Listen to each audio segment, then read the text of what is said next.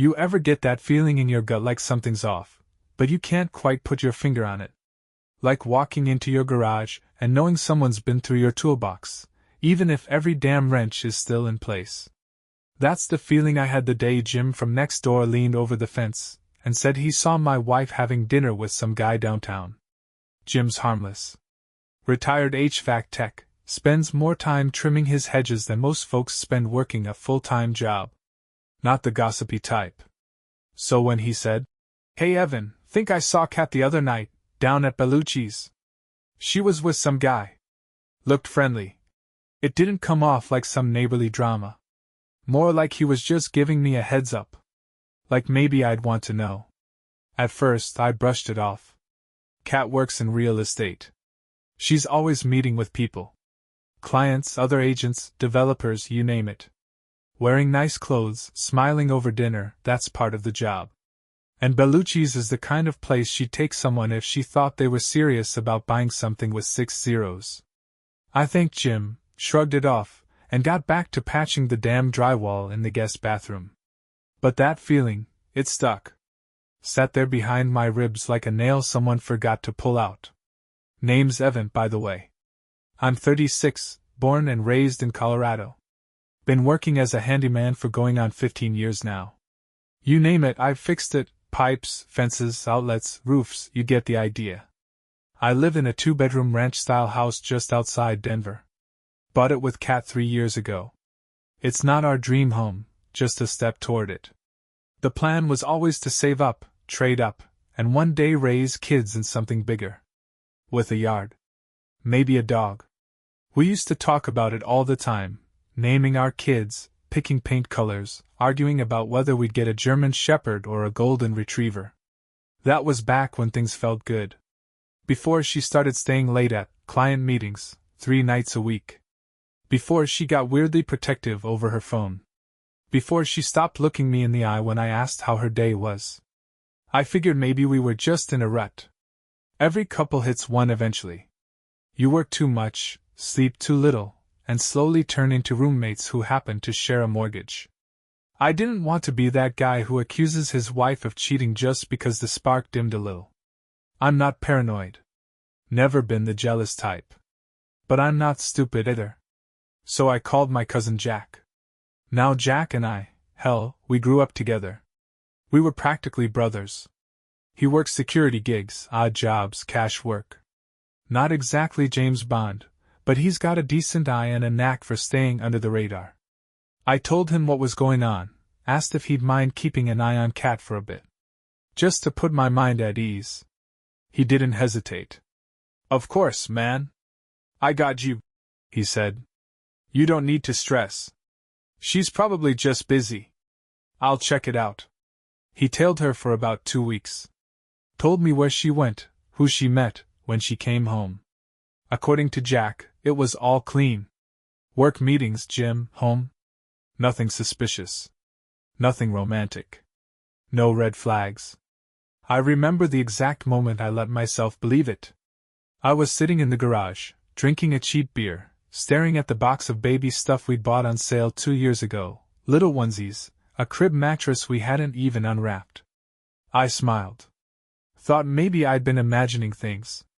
Thought maybe I owed her an apology for even suspecting. I went back to life. Back to work.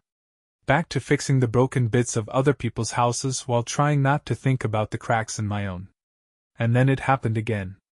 I was at Lowe's grabbing some supplies when a guy I used to work with, Brian, tapped me on the shoulder. He looked uncomfortable, like he didn't want to say what he was about to say. "Hey Evan, not sure if this means anything, but I saw Kat downtown last Friday. With some dude. Kinda late. Didn't look like work stuff." That same sinking feeling came roaring back. Like a pipe bursting in the wall right after you finish patching the drywall. I didn't even respond to Brian. Just nodded and walked off. That night I didn't sleep. I lay next to Kat, listening to her breathe, wondering who the hell she was dreaming about. The next morning, I made a call. This time, not to Jack. This time, I hired a real private investigator. I didn't want to, but I knew I had to. Because if something was happening, I needed proof. Not guesses. Not maybe. I needed the kind of evidence you can't argue with. The kind you can slap on the table and say, "Explain this." I didn't know it yet, but that decision would change everything. And the truth? It had hit harder than I was ready for. The guy I hired was named Tom Russo. Ex-cop turned PI. Ran a small one-man operation out of a strip mall office next to a vape shop and a dog groomer. Wore jeans, a windbreaker, and always looked like he was 5 minutes late to something. But he had a quiet confidence, and more importantly, he didn't ask a bunch of questions. "I just want the truth," I told him. He nodded, jotted some notes. "What's her schedule like?" I gave him everything I knew: her office hours, the gym she claimed to go to, the places she mentioned for work dinners. I handed him a photo of Kat. The one from our 3rd anniversary. She had that little smirk on her face, like she knew something I didn't. "I'll be in touch," Tom said, then left like he already knew how this would end. The first week, I heard nothing. I went to work like usual. Patched a roof on a duplex in Aurora. Installed a ceiling fan in a retired couple's bedroom. Fixed a busted garbage disposal for a guy who tipped me with a 6-pack. Normal stuff. At night, I'd come home, cook dinner, and sit across from Kat like we were two strangers in an airport lounge. She'd scroll through her phone between bites. I'd pretend I wasn't watching her every move. "Work was crazy today," she'd say. "Yeah?" I'd answer. "What happened?" "Oh, just meetings and some client stuff." You know. I did know. Just not in the way she thought. By the end of week 2, I was itching for an update. Russo finally texted. "Let's meet. Got something you'll want to see." We met at a diner off Colfax. He ordered black coffee and didn't touch it. Just slid a manila envelope across the table like he was handing me divorce papers. Which, in a way, he kinda was. I opened it. Inside were photos. Kat. With someone. Not just with. Same guy in every photo. Tall. Short beard. Aviators on his head like he thought he was in a cologne ad. They were walking into a restaurant. Then out. Then to a park bench where she kissed him like I didn't exist. My stomach turned. Then I flipped to the last photo. And I swear to God, it felt like the air got sucked out of the room. It was Jack. My cousin. Same guy I'd asked to watch over her. Same guy who said she was clean. Who looked me in the eye and told me I had nothing to worry about. Tom must have seen my face go pale. "You know him?" he asked. "Yeah," I said. My voice barely came out. "That's Jack. My cousin. My best man at our wedding." Tom whistled low. "Damn. Didn't see that twist coming." I didn't respond. I couldn't. I just kept staring at the photo like it would somehow rewrite itself. Like maybe it wasn't Jack. Maybe it was just some guy who looked like him. But no, that crooked grin, that beat-up Broncos hoodie, that cocky way he leaned in when he talked. It was him. The betrayal hit twice as hard. Kat cheating was one thing. But Jack? That bastard had been in my house. Ate dinner with us. Told me I was overthinking it. Tom offered to keep digging. I told him I had what I needed. On the drive home, I didn't think. I didn't plan. I just went on autopilot. Pulled into the driveway, walked into the house, and found Kat folding laundry like everything was normal. I dropped the envelope on the coffee table. She looked up. Confused. "What's this?" "Take a look." She pulled out the photos. Flipped through them slowly. Her face changed as she went, from confusion, to panic, to a kind of desperate sadness I hadn't seen before. "Evan. Don't. Just don't." Tears welled up in her eyes. She started with the usual. "It wasn't what it looked like. It just happened. I didn't mean to hurt you. I was lonely." I didn't yell. I didn't throw anything. I just stood there and listened like I was watching a rerun of a show I hated. Then I said, You can pack your stuff. I want you gone by tomorrow. She sobbed, dropped to her knees, grabbed my hand like some kind of cliché. Please! Don't do this. I made a mistake. It didn't mean anything. I pulled my hand away. It meant enough for you to lie. To sneak around. With Jack of all people. She tried to talk again, but I was already walking to the bedroom.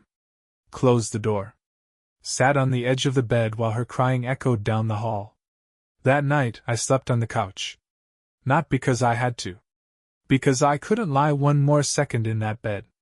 By morning she was gone. And for the first time in years, the house was quiet. Not peaceful. Just quiet. The next few days were weird. Not painful. Not angry. Just blank. I didn't hear from Kat, and I didn't reach out. The house looked the same, but felt hollow. Her toothbrush was gone. So were her books, her hairdryer, and that ugly red coffee mug she loved.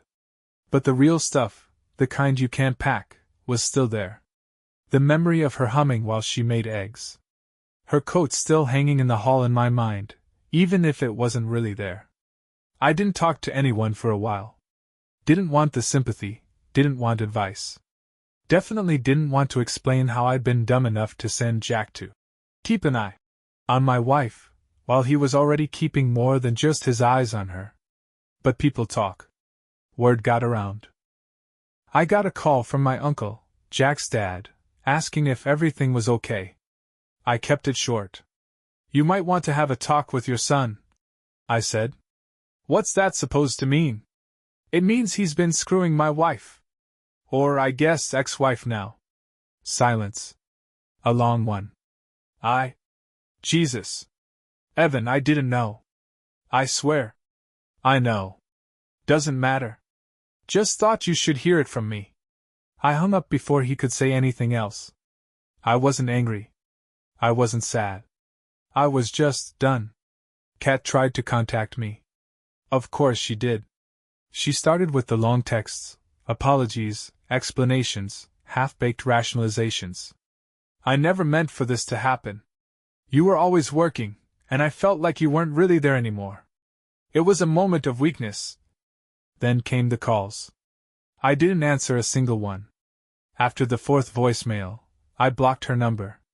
She showed up once. Banged on the front door like a damn maniac. I just stood in the hallway, watching her through the peephole, until she eventually stopped, slumped down on the porch, and cried into her knees. I waited another 10 minutes, then opened the door and handed her a box with the last of her stuff. Said nothing. Just shut the door.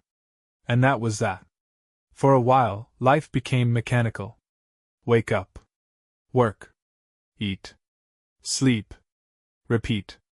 I filled my schedule with as many jobs as I could handle. Fixed a busted deck for a young couple in Littleton. Rewired a garage door in Englewood. Took a few drywall gigs out in Arvada. Anything to stay out of the house, off my phone, out of my own head. It helped. Sort of. A couple months passed. Then one night Chris, same buddy I crashed with after Kat left, texted me something that made me spit out my drink. Check this out. Your ex and Jack are posting pics together now. Real cute. Real classy. I opened the link. There they were. On social media. All smiles at a brewery. Another one at Red Rocks, pretending to be a happy couple. Caption. Love finds you when you least expect it. I laughed. I actually laughed. Not because it was funny, but because it was so goddamn predictable. They'd waited just long enough to make it look like something new. Like it hadn't already been happening behind my back. Like it wasn't born from deception and gutless betrayal. But here's the kicker. About 3 months later, I get a message from someone I don't recognize. Name's Tessa. She's a waitress at a bar in Capitol Hill. Wanna guess who she said she'd been sleeping with? Yup. Jack. Apparently, Kat walked in on them after showing a late-night listing nearby. According to Tessa, there was screaming. Crying. Glass breaking. The whole damn soap opera. I didn't reply. Didn't need to. That was Karma's job, not mine. And just like that, Kat and Jack were over. The house, meanwhile, had gotten quieter. Not in a bad way. Just peaceful. No more tension. No more secrets buzzing around like flies behind a smile. I cleaned it top to bottom. Got rid of every trace of her. Repainted the walls. Swapped out the sheets. Took down the wedding photo we'd kept in the hallway and replaced it with a framed poster of Mile High Stadium.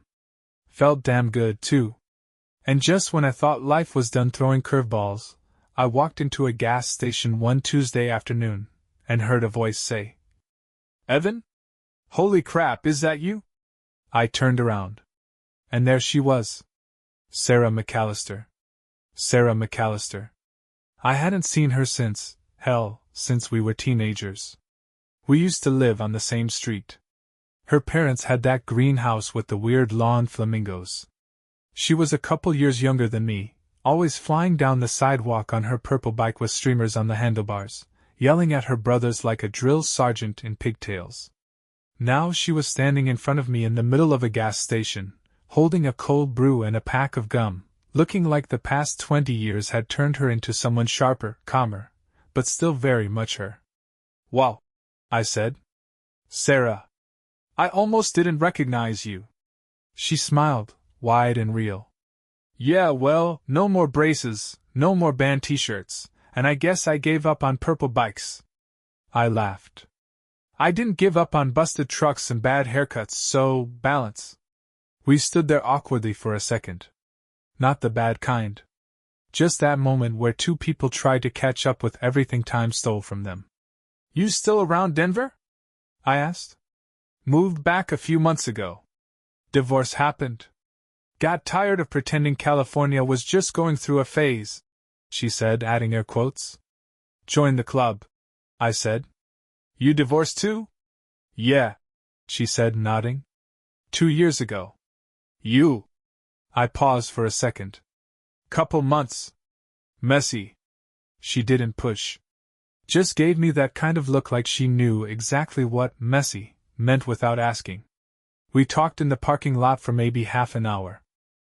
Just standing there next to my truck, the sun dipping low, her dog, some scruffy rescue mix, sticking his head out the back window of her Subaru like he owned the place. Turns out she was renting a house not 10 minutes from mine. Working remotely as a designer. No kids, just her and Rufus the wonder dog. Eventually, we said our goodbyes. She said it was nice seeing me again. I agreed. And that was it. No grand gestures. No romantic sparks flying in slow motion. Just two people reconnecting like normal, broken humans. But I drove home with a weird feeling in my chest. Not dread. Not anger. Just something different. Like maybe life wasn't done surprising me yet. The next few weeks went by in a blur. I stayed busy. Took on a kitchen remodel in Lakewood that nearly drove me insane, patched a massive ceiling leak in a rental house out east, and helped my buddy Chris redo his bathroom tile, which ended with him swearing off DIY for the rest of his natural life. Kat was quiet. Too quiet. No more texts, no more showing up. Word around the neighborhood was that she'd moved in with a friend, trying to start fresh. I didn't care. Let her start over in a cardboard box for all I cared. But I still caught myself thinking about Jack sometimes. And that pissed me off. Not because I missed him. But because I couldn't figure out when he'd changed. When he'd stopped being my cousin and started being the kind of guy who'd screw his own blood over for a few cheap thrills. He still hadn't reached out. Not a word.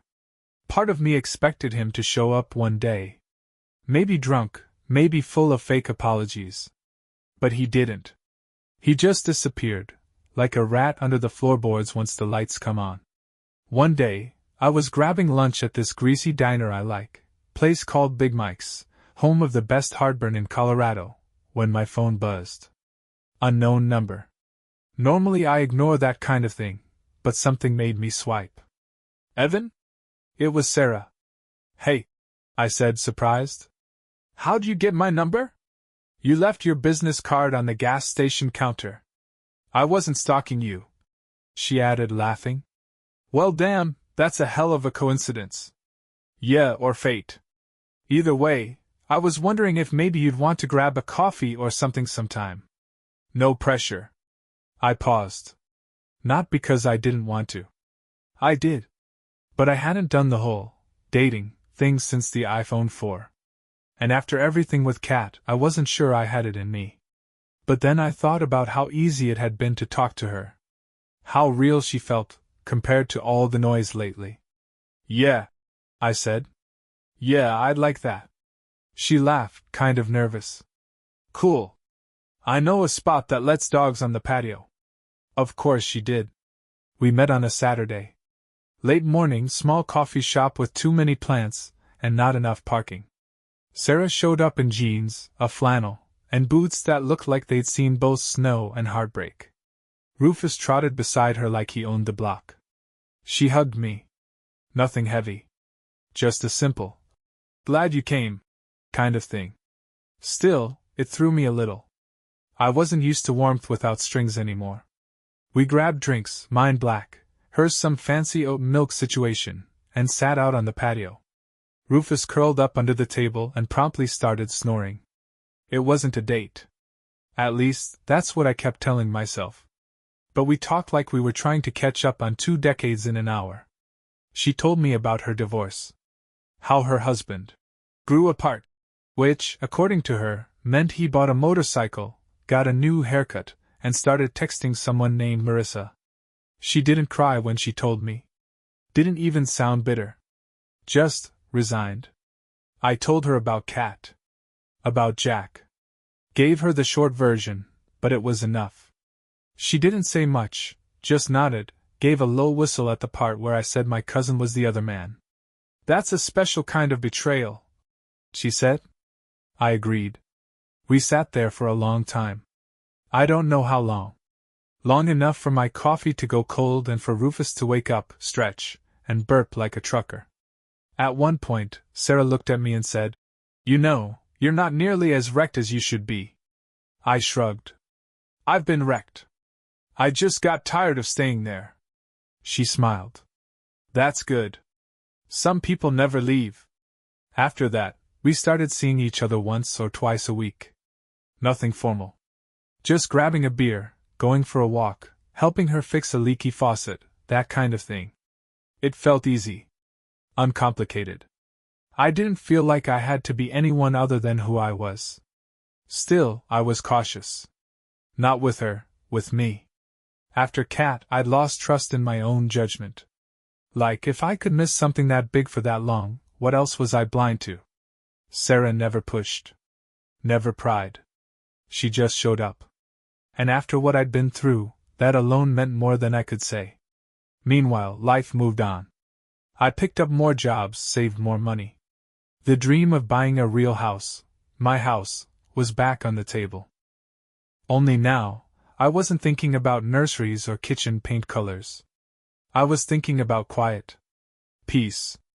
A workshop in the garage and a porch with a decent view. Kat reached out once more, about 2 months after we last spoke. Email this time. Said she was sorry. Said she'd made a mistake. That Jack had turned out to be not what she thought. No surprise there. She asked if we could talk. I didn't respond. Not out of spite. I just didn't see the point.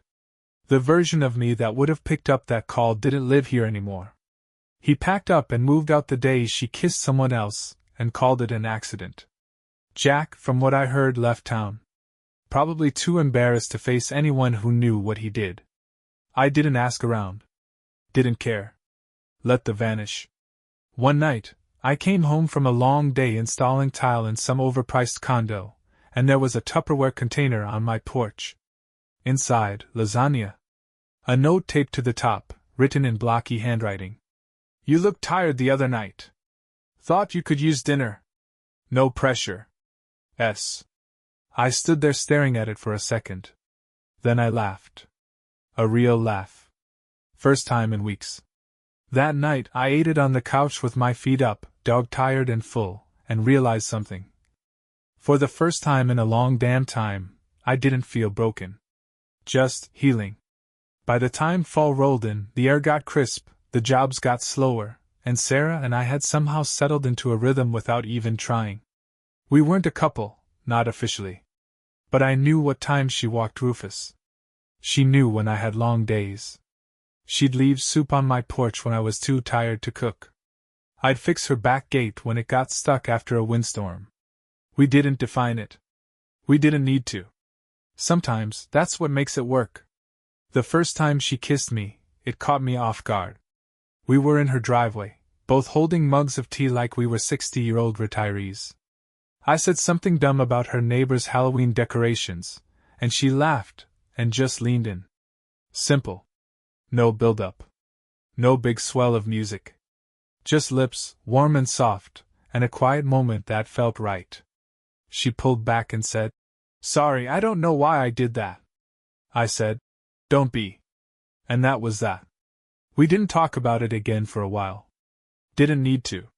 Whatever was building between us, it wasn't built on pressure. It was built on mutual exhaustion and cautious hope. Which, if you've ever been through hell, is the best foundation you can hope for. Work stayed steady. Not busy like summer, but enough to keep the lights on and the fridge full. I turned down a couple bigger contracts, stuff that would have pulled me out of town for weeks. Old me would have taken them. New me didn't see the point. Peace of mind was finally worth more than overtime. One Friday, I went to the hardware store to grab some paint. I had a porch job out in Centennial, and the guy wanted this god-awful, warm almond color that looked like the inside of a Band-Aid. I was walking past the power tools when I heard someone call my name. It was her. Kat. She looked different. Not bad, just tired.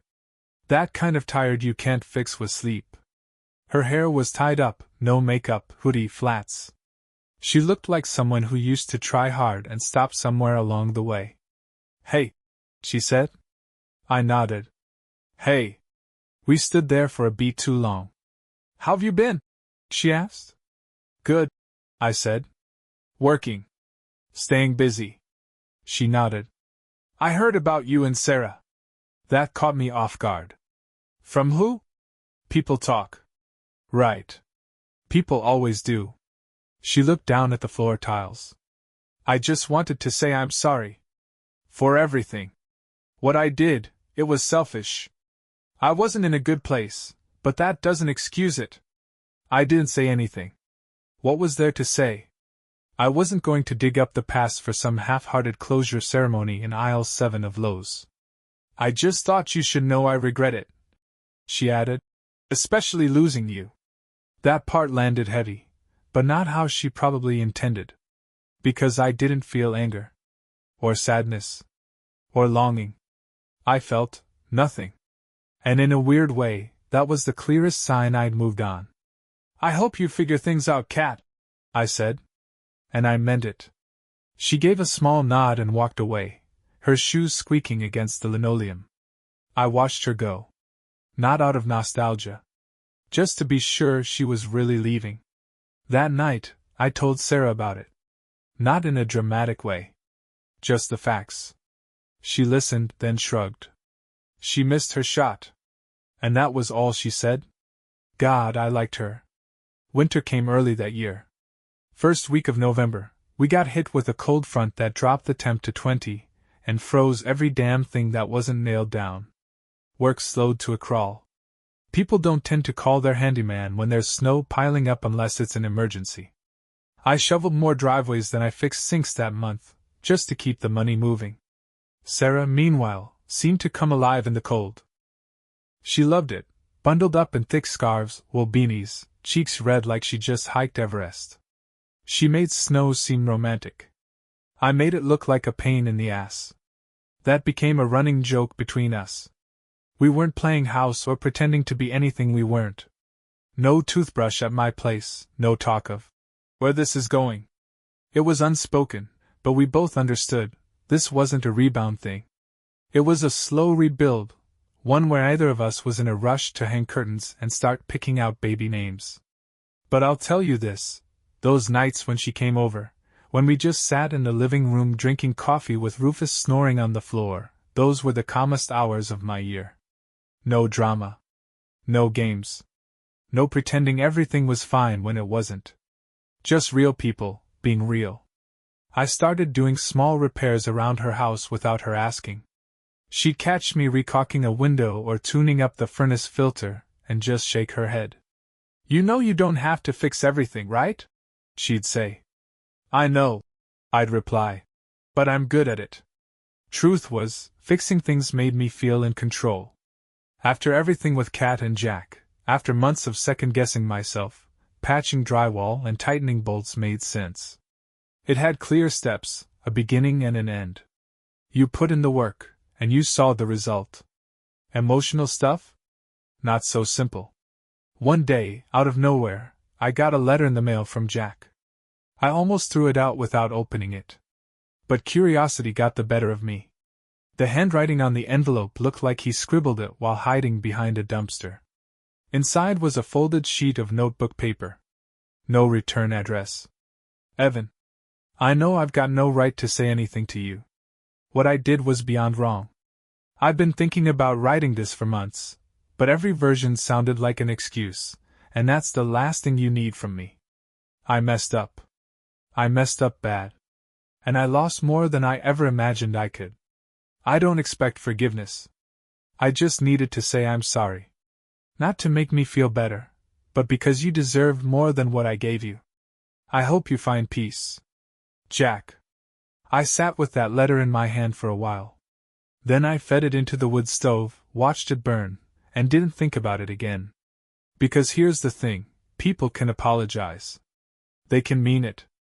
But some things are too broken to fix. And not everything needs to be salvaged. Sarah found me outside that night, splitting wood. She stood on the porch, arms crossed against the cold, watching me work. "You okay?" she asked. "Yeah," I said. "Just clearing space." She didn't ask what that meant. She didn't need to. December rolled in hard and fast. Streets iced over, rooftops dusted in snow, and Christmas lights started popping up on houses like people were trying to force some warmth into the year. I didn't bother putting any up. Not out of bitterness, just didn't feel the need. That first Christmas alone was strange. I'd always thought holidays were about the big stuff, dinners, decorations, gifts. But now, with no family gathering, no wife to argue over which ornaments went where, I realized it was the little things I missed. Like hearing her sing along to awful Christmas playlists. Or fighting over whether the tree leaned to the left, or I just had bad eyes. But I didn't dwell on it. Sarah invited me to her place on Christmas Eve. Just her, Rufus, a bottle of red wine, and Die Hard playing on her ancient flat screen. We ordered takeout, wore flannel pajamas like a couple of overgrown teenagers, and didn't talk about anything deep. At one point, when the movie was paused and the room got quiet, she leaned her head against my shoulder. "I like this," she said. "No pressure. Just normal." I nodded. Me too. It was the first time in years I didn't dread waking up on Christmas Day. Work stayed late through January, but I picked up a few emergency calls. One guy's pipe burst in a crawl space and soaked half his living room.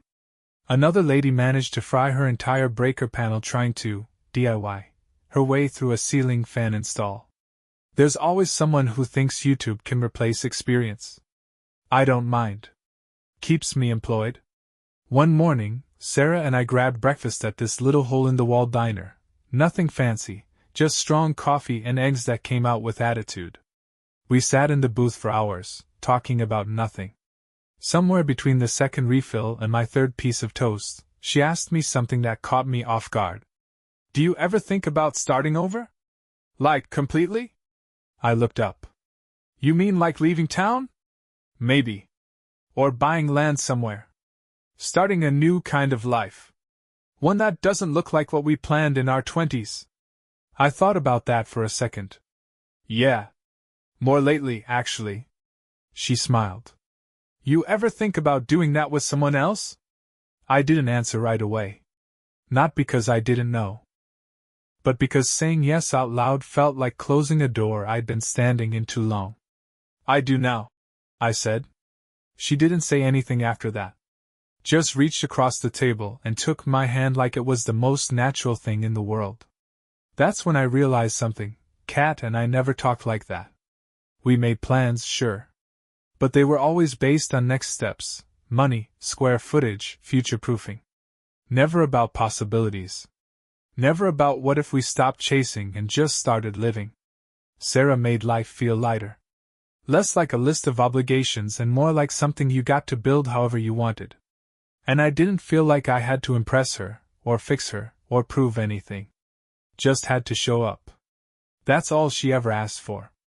Later that week, I got a call from a guy named Victor, realtor buddy of mine.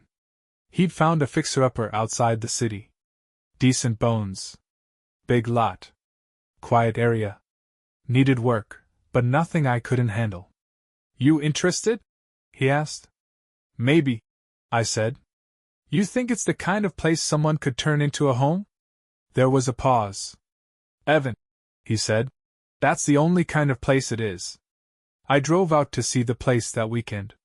30 minutes outside the city, tucked back from the main road, surrounded by bare trees and a worn gravel driveway that crunched under my tires like it had a story of its own.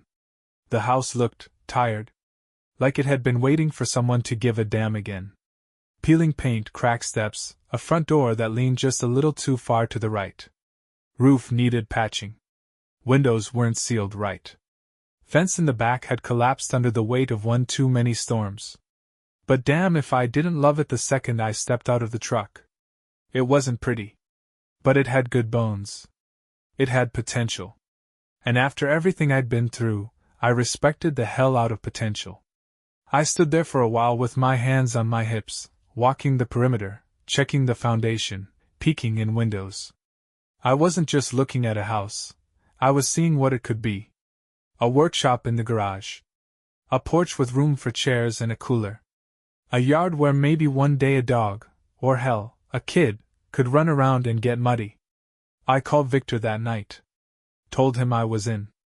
The next few weeks were a blur of paperwork, inspections, and late-night trips to Lowe's with lists so long they looked like military logistics. I wasn't just buying a house. I was building a future that finally felt like mine. Sarah came out with me one afternoon, thermos of coffee in hand, Rufus in the back seat barking at every bird he saw. She walked through the place like she was seeing it through my eyes. Ran her hand along the busted railing. Peeked into the closet that smelled like sawdust and old carpet. She didn't say much. Just smiled that half smile she does when something feels right but she doesn't want to jinx it. You gonna do all the work yourself? She asked.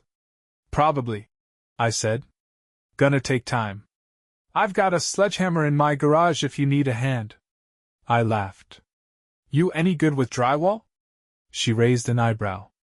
No. But I'm excellent at snacks and moral support. We spent that afternoon demoing the kitchen. Tore out cabinets that had survived the Cold War. Knocked down a half-wall that served no purpose. She blasted classic rock on a Bluetooth speaker while Rufus laid in the doorway like a construction foreman judging our form. And for the first time since the divorce, since the betrayal, since the heartbreak, I felt like I was building something that couldn't be taken away from me. That night, as we sat on the floor eating takeout and drinking beer straight from the bottle, Sarah looked at me and asked, So, what's the plan? I looked around the empty room. I fix it, I said. Piece by piece. No rush. No pressure. Just make it mine. She nodded. Sounds like a good plan. Later, after she left and the house got quiet again, I stayed sitting in that same spot. Floor cold under me. Smell of drywall dust in the air. And I realized something. I didn't miss the old life. I didn't want it back. Not the house. Not the marriage.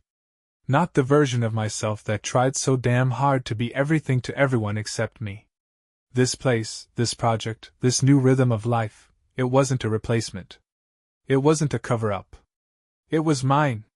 By spring, the house started looking less like a project and more like a home. The kitchen had new cabinets. I'd put in butcher block countertops myself and finally figured out how to level the damn floor. painted the living room a soft gray, replaced the cracked tiles in the bathroom, and built a set of shelves in the entryway I was actually proud of.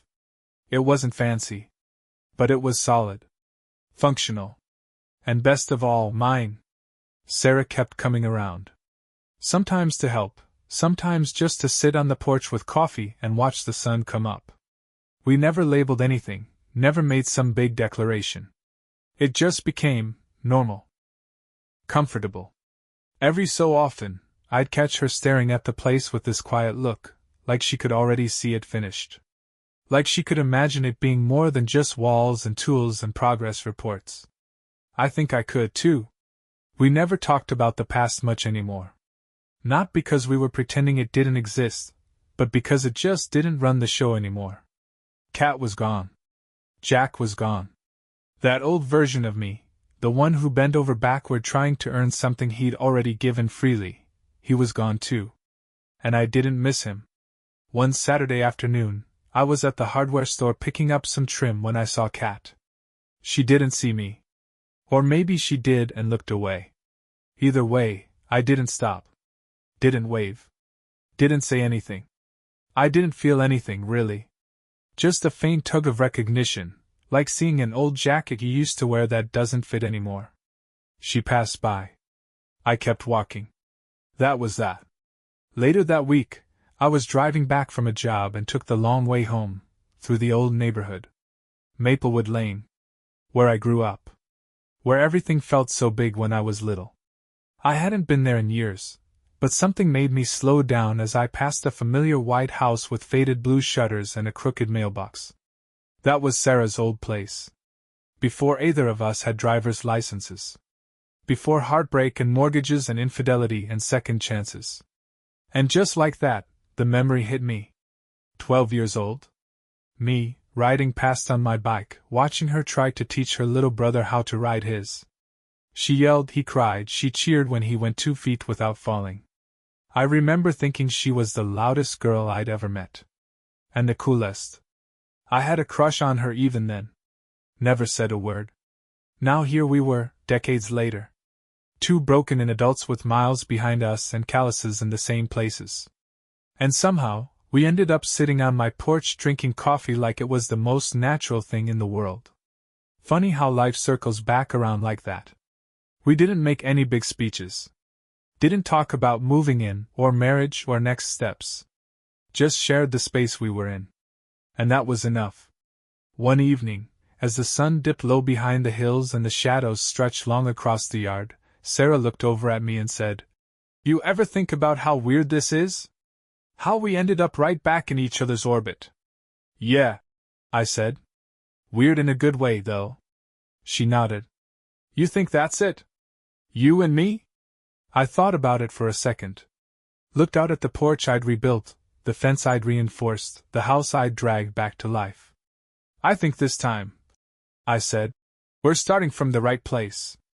She smiled. Rufus let out a snore that sounded like approval. And that was it. No fireworks. No dramatic ending. Just 2 people, finally okay, sitting in the quiet, not waiting for the next storm, just enjoying the calm. Whatever came next? That would be another story. If you want to hear this story, tell us about it in the comments, hit like and subscribe to the channel.